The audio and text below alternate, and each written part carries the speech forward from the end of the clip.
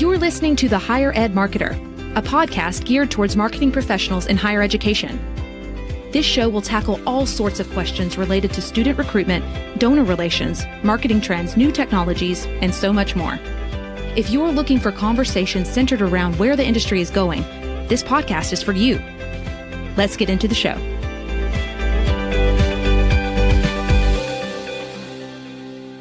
Welcome to the Higher Ed Marketer Podcast. I'm Troy Singer with Ring Digital, also here with my co-host Bart Kaler of Kaler Solutions. And today we get to talk to Bill Faust, and he is the Senior Partner and Chief Strategy Officer of Ologie. And he is going to bring his wisdom and his experience about branding and marketing to the conversation. And I will say it was a pleasure listening to both Bart and Bill go through the topics of branding and marketing. Yeah, I have always respected Bill and Ologie. I think that from a distance, they've done some amazing work. They are really working with the biggest brands in higher education. So you think about the D1 schools and all of those large brands. A lot of that work comes out of Ologie in Columbus, Ohio, and I've been really impressed with him.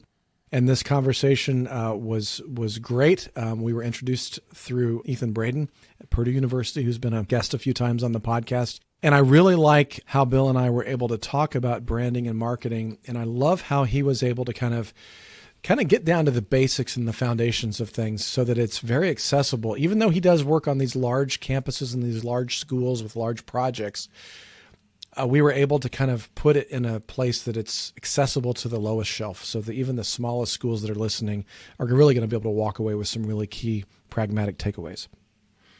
If you've ever wanted to get free advice from a high-level individual, don't walk away from this episode. Here is our conversation with Bill Faust.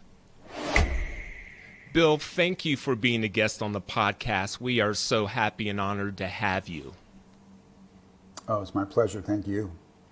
We like to start out our conversations with our guest with the question, please share with us something that you've learned recently that you might think is interesting enough for the community to know. Great question. I don't know if this will be interesting to everybody, but I think my biggest revelation lately is about 6 weeks ago, I became a grandparent for the first time. Congratulations. Thank you, which, number one makes me feel old, although, you're as young as you feel, right?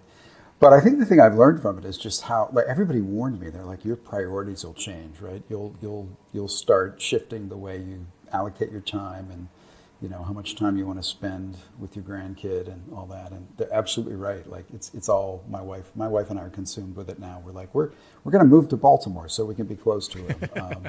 Not really, but I mean, we've talked about it. So that's kind of a new thing for me. That's really fun and exciting.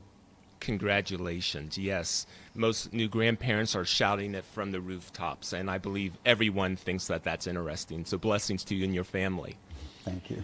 We love the fact that we have you on being a senior partner at Ologie. If you would, for those who might not be familiar with your agency, if you can give us a brief introduction. Yeah, absolutely. Well, I'll start with Ologie and then I can sort of fill in a little bit about me. But sure. Ologie is a branding and marketing agency that is focused almost exclusively on education. Most of that is higher education, so our core clients are colleges and universities.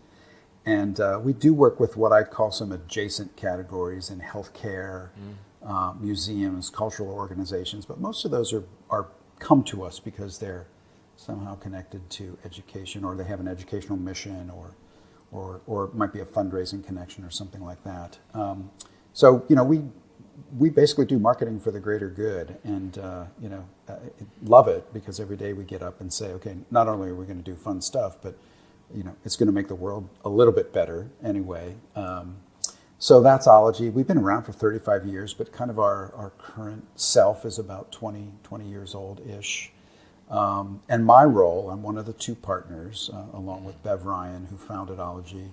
I tend to focus on more of what I call the outside stuff, finding new clients and our marketing efforts and our account management and relationship management efforts. And then when I can, I actually roll up my sleeves and participate as a strategist with key relationships, key accounts, which is also super fun. So kind of that's it in a nutshell. Thank you. We're going to talk about both marketing and branding. Would like to know from your seat and your experience, when it comes to how an institution should look at their brand, what would you think, or in your opinion, what is the best way for them to do so? All the time. That's a little bit of a joke, but there's some logic behind it. Well, I mean, what I would call a contemporary definition of a brand is that it's about a lot more than sort of the traditional definition, right? I mean, the word branding, derived from, putting a brand on cattle, right? So it was a logo, a stamp, a mark. But today it's about an organization's, kind of offer, the experience that they give to all their stakeholders, and then the story that you tell authentically to, convey what that offer is and what that value proposition, if I can use a little jargon, is. And so it's a very nuanced and complex thing. And when I joked and said all the time, it's because, managing a brand is a 24/7, 365-day-a-year effort. And occasionally someone will say to me like, oh, we did our brand 3 years ago. And I'm like, I don't even understand that, did your brand. And what they're saying is that they took a fresh look at it and they might have, kind of taken a deeper dive than normal. But I think if you manage your brand all the time, you don't have to do that. It's an evolutionary process. And so I've said to people, I want to put rebranding out of business and just, celebrate brand management.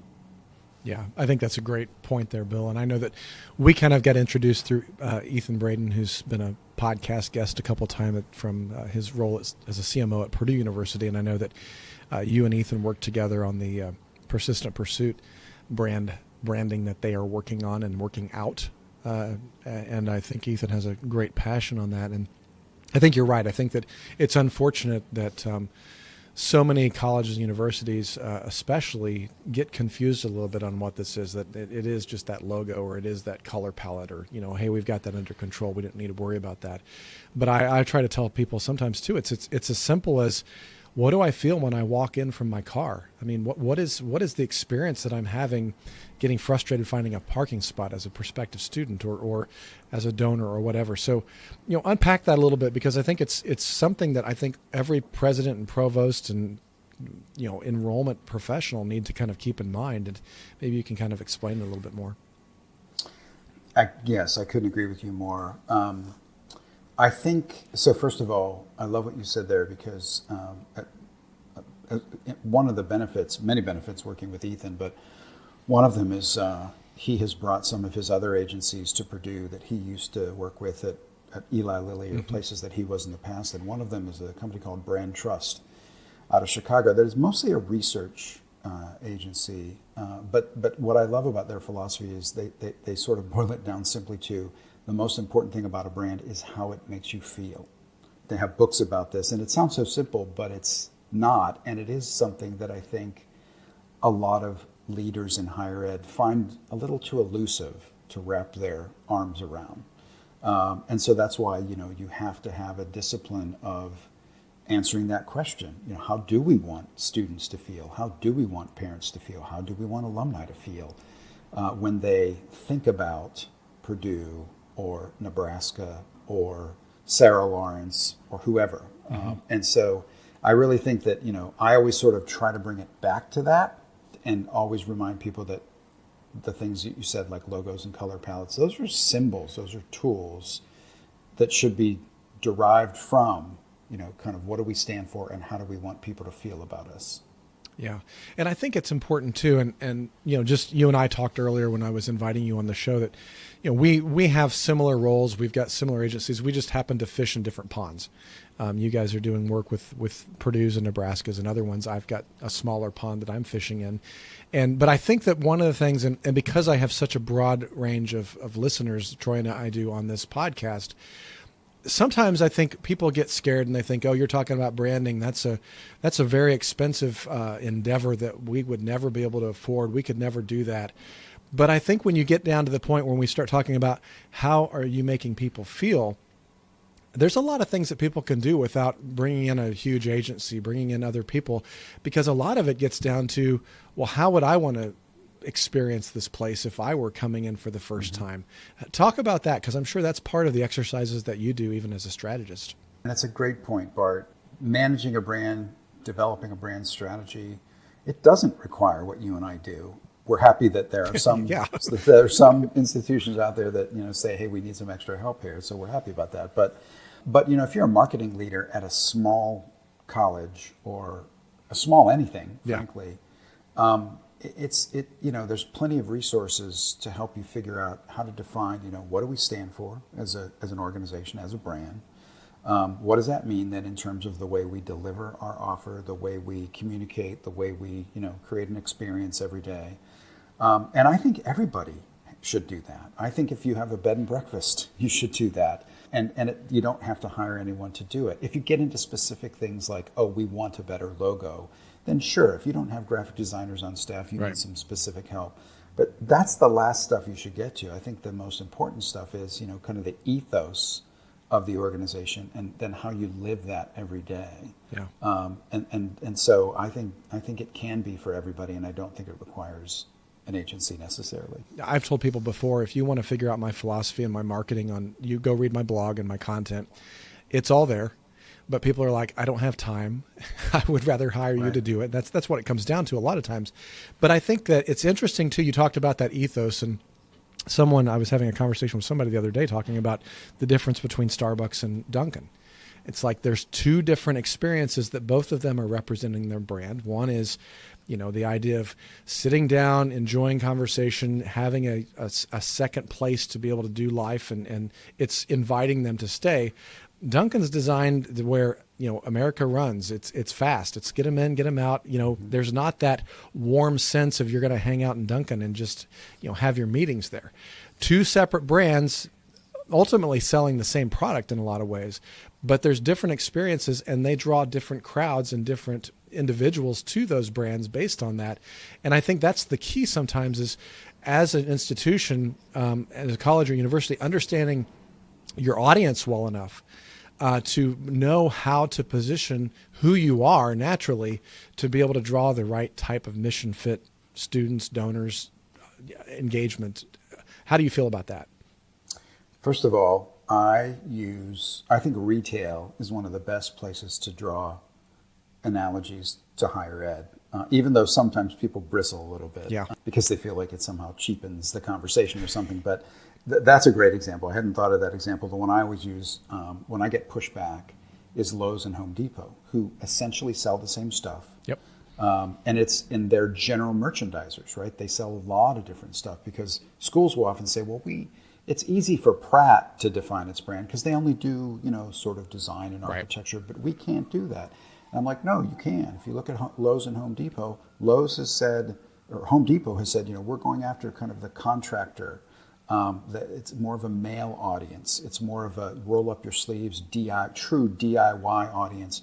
Lowe's has said, we're going to go more after the homeowner who isn't confident, who might be female, who might want some help doing some of these projects and choosing the right things. And they're both legit brand positionings. They go after slightly different markets, with the kind of a similar offer. But their whole experience is different because of who they're going after.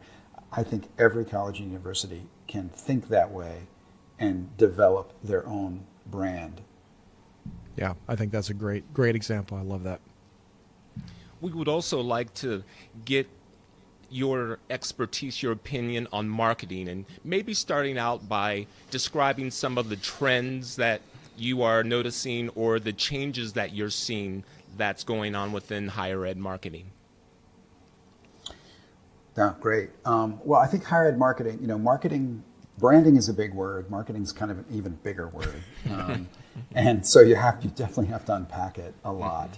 But I view marketing as sort of taking everything about the brand, the story, the value proposition, and putting it out there so that, you're kind of driving some collection of results. And I think in higher ed, the marketing lights are burning brightest in enrollment. right now. Enrollment campaigns, enrollment marketing efforts, ongoing efforts. Probably just right behind them, right behind enrollment is, kind of fundraising and philanthropy and advancement. And then we're seeing a growing marketing effort and just reputation building, just kind of, some people call it brand marketing. And I think that's going to continue as well. So all three of those are a little different because they focus on slightly different audiences, but they're all starting to use the same, kind of approach or similar approach and techniques. So trends we're seeing digital first, absolutely, but not digital only. Mm-hmm. It's about getting the right mix. So some traditional media still makes sense for certain audiences and certain channels. It's also about, a more differentiated message, and how important that is, and that comes from the brand. So how important, it is to have that differentiated message, not just sit on the shelf in your brand standards, but actually be in the marketplace and be tied to a specific, call to action or something like that. So I see in marketing in higher ed, I see more rapid change than I do on the brand side, but it kind of makes sense when you think about what's happening, to higher ed changing from all different angles. Yeah, I love that. And I love the fact that you really pointed out that differentiating. That's one of the things that I continually talk a lot about, and I'm sure you do as well, where people, especially in enrollment, they want to talk about, well, here's our cross apps, who's our competition, this is how we're working with it, this is what we're doing. And at least for me, a lot of times I'm kind of in a vertical, a niche within higher ed where it's like, well, we're another faith-based school just up the road, just like that other faith-based school. I'm like, okay, no, you're not. There's differences. There's uniqueness about your school. What is something that you do that no one else can do differently? And I really challenge people on that. And I'm sure that you get these conversations too. We're an R1 institution just like they're an R1 institution, or different things like that. There's that idea of really being able to kind of lean into what is truly unique and different about your experience, your brand, everything about who they are. I mean, what are some of the things that you run into when people are pushing back on the differentiator, or do they find it, do bigger schools have kind of that already figured out sometimes and they know where to start? I would say no. I think all schools struggle with that, right? Like bigger, smaller, highly ranked, not highly ranked. I don't think it matters. And I just think it's because higher ed came from a place that was relatively not competitive. It was collegial, right? That's where the word Right. comes from. And even to the point where, and this still happens today, which is kind of cool actually, that higher ed, shares sort of best practices. And so there was not the pressure to have a differentiated message. You even heard schools, like we're the Harvard of the Midwest, as Right. if. But I think today, especially in enrollment, you have to define what it is that authentically makes you. And every school is different. You just have to dive deeper, layer after layer, till you get to how it's different. Sometimes it's a culture. Sometimes it is just the way you package your message, and that's okay. You can have two schools that are almost identical in terms of their offer and their size and their location, but one like faith-based schools is interesting. You can have two Jesuit schools, and one can talk about itself very differently than another. Loyola Marymount can talk about itself very differently than Gonzaga, and maybe that's the biggest difference. But that conversation they're having, that brand story, is probably different because it's based on how they were founded, how they approach, blending their faith and their educational approach. So I think it's just diving deep. You just can't do it on the surface, because on the surface, a lot of schools look the same. Yeah, it's really, I like how you talked about that. It's almost like mining. You have to mine that information out of the institution and the institutional's shared knowledge. And I think that's the importance of a lot of focus groups. Let me go back to something else that you just talked about too, this idea of that, we've talked about enrollment, we talked about advancement. I'm sure a lot of my audience was like, what was that third one he talked about? That reputation marketing. And unpack that a little bit, because I think that's an interesting, like you said, it's an interesting new direction that a lot of schools are taking, and it's not for everyone. But tell me a little bit about what you're experiencing with that. Yeah, I think it varies by school. I mean, we have had some schools come to us with this request, and their motivation was to move up in the rankings, right? So sometimes it's driven by that, which I agree and disagree with. Like, I understand the sentiment, but I don't advise any school to sort of focus too much on the rankings. And that's easy for me to say, but I think more the case is, like we're in the process of doing a large kind of reputation building campaign with University of Pittsburgh, and their goal is simply to make sure that they're understood beyond their kind of traditional footprint of Western Pennsylvania and the surrounding contiguous states. So the campaign is meant to remind people what Pitt's all about, and it's to remind people in the Northeast Corridor and in D.C. and in Philadelphia, which you'd think like, well, that's the same state, but Pittsburgh and Philadelphia are like, they might as well be different states. Right. And so it's really just to make sure that people understand. It's to build awareness, but it's also to make sure they understand, like, what's Pitt all about? Like, what drives them? What, kind of what's behind them, so that they can be in the consideration set, not just for enrollment, but for funding, for research projects, for, competing for philanthropic dollars when you have multiple households where you might have a Penn State grad and a Pitt grad and a lot of different people in the household. So I think it's kind of like, it supports all efforts. Right. It's kind of an umbrella campaign. That's great. And I think that a lot of times those types of campaigns, and even down to enrollment and development, everything that has to do with marketing, I think, comes out of somebody thinking about marketing on the campus kind of all the time. And I think part of what I wanted to talk about, we had Terry Flannery on the podcast a few weeks ago, and she's written the book, How to Market a University. And one of the things that we talked about on the podcast that she was quite passionate about, that I've given a lot of thought to, is the idea of having marketing in some voice at the cabinet level. A lot of times it might be a chief marketing officer, like at some of the larger institutions. Other times it might be the combination of a vice president of enrollment and marketing, or advancement. Sometimes marketing rolls up underneath them. Sometimes I've seen it just, literally the director of marketing reports directly to the president. Help me understand a little bit about what you see and where that's going, because I'm working with some small schools right now and I had this conversation just a few minutes ago with part of my team, is that sometimes there's not an understanding of what marketing is doing. And even though it reports up to a leader, the leader sometimes isn't necessarily recognizing the importance that marketing could be doing, other than just generating more leads. And so, unpack that for me a little bit.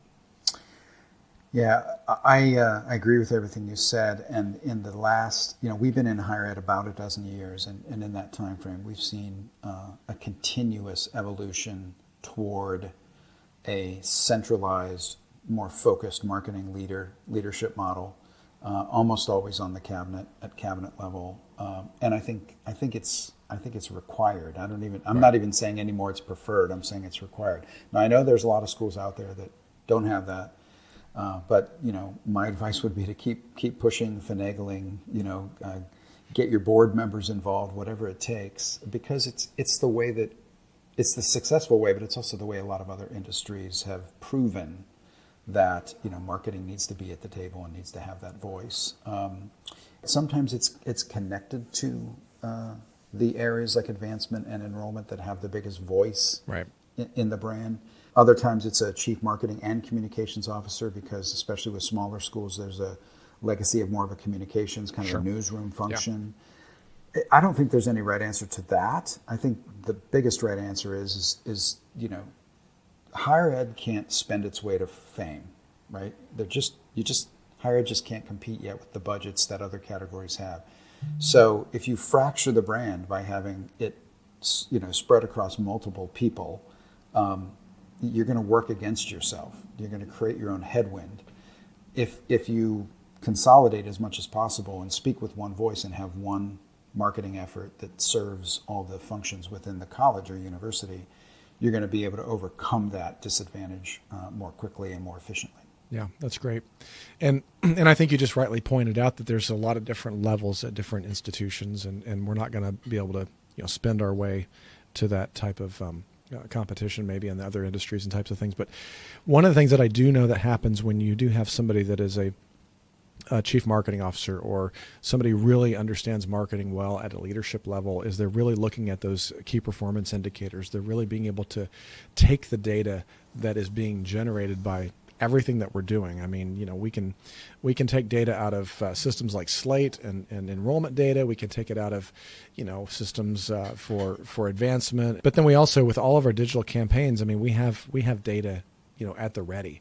What are some of the KPIs that you, as a strategist, start looking at from marketing that you kind of help your clients to focus on? And I know that varies based on whether it's enrollment or advancement or reputation. But I mean, just for a common, 3 or 4 KPIs that you think are important for people to be paying attention to. We always advise, no matter what, even if we're not doing branding work for a client, we always advise that they have a kind of a brand dashboard or like a brand health, collection of KPIs. And those are pretty straightforward. I mean, awareness is one. It's not automatically measured in the marketplace, so it might be one that you have to measure yourself. Perceptions and associations is another one. And again, that's not something that's measured. I do think as long as the rankings are out there, you need to, have those as part of the dashboard.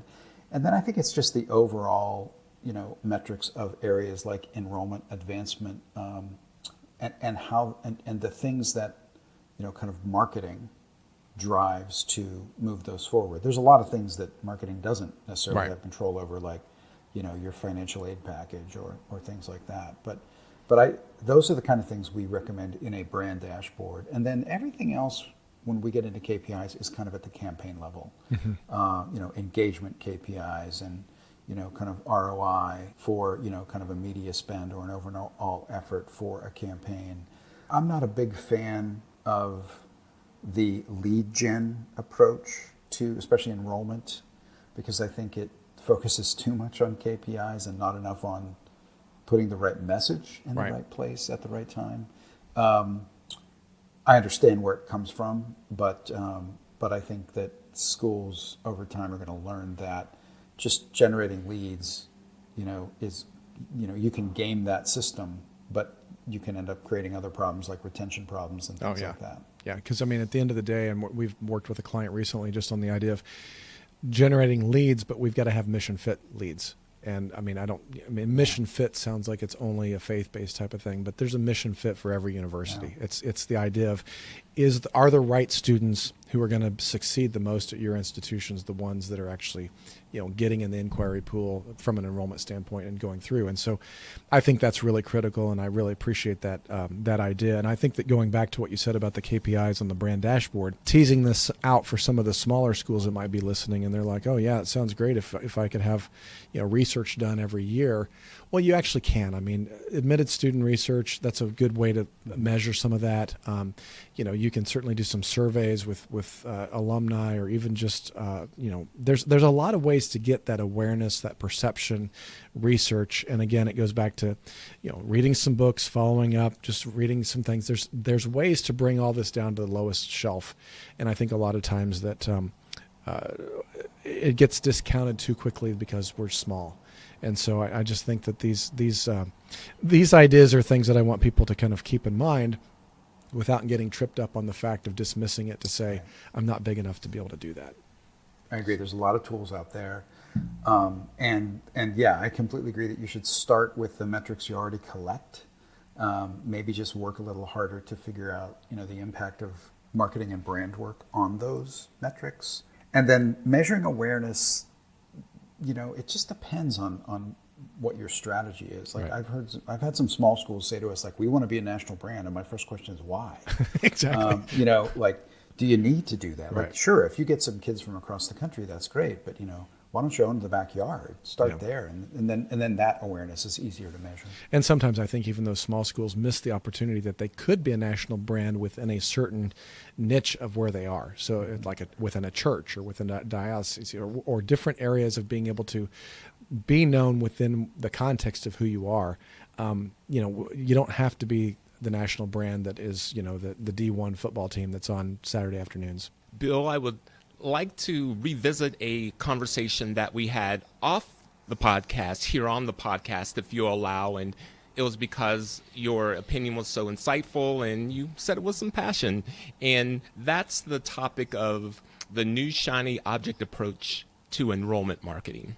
And would like to know what you're seeing and give us your opinion on that, and maybe what you would recommend as an alternative for some of the schools that follow that logic. Yeah, and what I mean by that is that I think too many schools and their enrollment functions have, are sort of tempted to seek out a solution that is a technology-driven solution that is going to kind of be that, to use an older term, killer app, if you will. Right. That's going to just definitely like beat everybody else's approach and get us fill our funnel, and it's all going to be the right. And while I'm not anti-technology, I'm very pro-technology. I'm very as I said, we're a digital-first mindset agency. If you don't have the right story, if you don't have the right value proposition, the right message, no technology will save you, right? I mean, and so you have to work the whole spectrum from, again, what do we stand for? What do we offer? And then if you can convert that into a really compelling message and story, then leverage technology, those shiny objects, whatever they are, right. Channel, CRM, I mean, what they all are. And then there's all sorts of variants of those kind of things. Then leverage those because you've got good ammunition to start with. When I go to a conference like NACAC and I kind of wander the exhibit hall, I just see so much emphasis on, kind of the killer app mentality. And I'm looking around for like, who has a really good enrollment story? Like, help me find that.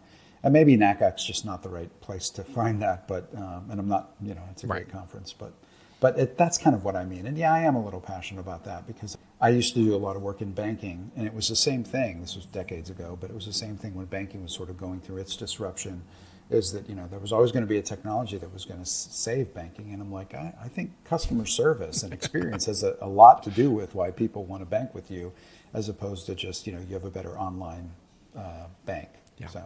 Yeah, that's great.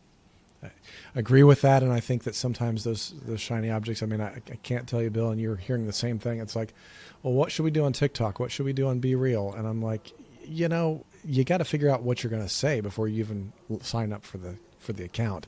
And there is that sense that if we just do this, or if we just got that app, or if we just did more of this lead gen, then we would have all of our problems solved. And it's going to turn into other problems later on. I agree with your assessment on that you said earlier. So thanks for that perspective. Our last question for you today, Bill. If there was a piece of advice that you could give that one of our listeners could take and implement immediately that you feel would move the needle for them, what piece of advice would you offer? Wow, that's a big one. So many. I think probably the area that I see that I wish I wouldn't see, but I see it a lot, is where so much emphasis on branding and marketing is about the outside versus the inside. Yeah. What I mean by that is, get alignment, right? Mm-hmm. Work hard to get, not just within your small group of marketing and communications or large group, whatever it is, get alignment across the institution, and in terms of what you're trying to do, what your story is, what your message is. Great brands, great marketing efforts start with everybody, kind of being on the same page. I mean, it sounds kind of cliche and trite, but it's true. And so often when we first meet with somebody and we ask the question like, what's the climate on campus in terms of a supportive branding understanding of it or supportive marketing understanding of it? If we get an answer that's like, well, it's not great, but don't worry about them. I'm like, I'm just like, no, like time out. Yeah. And I've just seen it time and time again when a school takes the time to get the inside right. Years ago, we worked with West Virginia right after Dr. Gee got there for the second time. And what I loved about the experience we had is we worked on their brand for, 4 to 6 months. And then they told us, they said, we're not rolling this out for another 4 to 6 months because we want to get all the deans and all the department heads and all the, all the internal leaders and stakeholders really aligned on this before we buy one billboard, place one digital ad. And I was like, wow, yes, please, more of this. So that would be the one I would jump on. That's great. Thank you, Bill. And I would argue with thoughts like that is the reason why schools bring the both of you in. So thank you very much. I'm sure that people would, after listening, would like to reach out to you. And what is the best way for someone to get a hold of you? What would that be? I try to be, even though I'm an old grandfather, which I shared with you already, I try to be as active on as many platforms as possible. I mean, clearly email is always great. bfaust@ologie.com is pretty easy to remember. But, LinkedIn, Twitter, like all those platforms, Instagram, I try to be on all of them. So if anybody ever wants to reach out, and of course, Ologie.com, there's ways to reach me on that as well. We're always willing to connect with people, but pretty easy to find, I think. Yep. Very good. Well, thank you for your time and the wisdom that you shared with us and the audience. Bart, do you have any final thoughts that you would like to share? I really enjoyed the conversation, Bill. Thank you so much for being a part of the podcast. And I just want to point out a few things that Bill said that I think are so important. Is that we talk a lot about branding, we talk a lot about messaging, we talk a lot about techniques and ways to do that. But I think that a couple things that Bill has said a couple times during this conversation that I just want to reemphasize so that we all understand and we all agree. We have to start with messaging. We have to start with what differentiates you and who are you. Brands grow out of that. Our marketing campaigns grow out of that. The communications grows out of it. And I think that alignment part that he talked about at the very end is so critical, is that can you define who you are and what makes you different? Can you put that in a messaging platform, and can you get everyone on campus to agree on that? Then you can go after all those shiny objects, all the things that you need to do, the different ways that you're going to execute that campaign. But I really appreciate the fact that Bill is kind of starting at the ground floor, at the building blocks of where we need to go. And so, really, thanks again, Bill. It's been a wonderful conversation, and really appreciate all of the inspiration that you've provided me personally over the years. So thank you. Well, thank you. I'm thrilled to be on this, and looking forward to hearing how it turns out. But thanks for the invite. I really appreciate it. Sure thing. The Higher Ed Marketer podcast is sponsored by Kaler Solutions, an education marketing and branding agency, and by Ring Digital, providing significant lift in yield following your list with precisely targeted ads. And also, we could not do this podcast without our superstar producer, Rob Conlon of Westport Studios. So again, on behalf of our guest, Bill Faust, Bart Kaler, and myself, Troy Singer, thank you for joining us. You've been listening to The Higher Ed Marketer. To ensure that you never miss an episode, subscribe to the show in your favorite podcast player. If you're listening with Apple Podcasts, we'd love for you to leave a quick rating of the show. Simply tap the number of stars you think the podcast deserves. Until next time.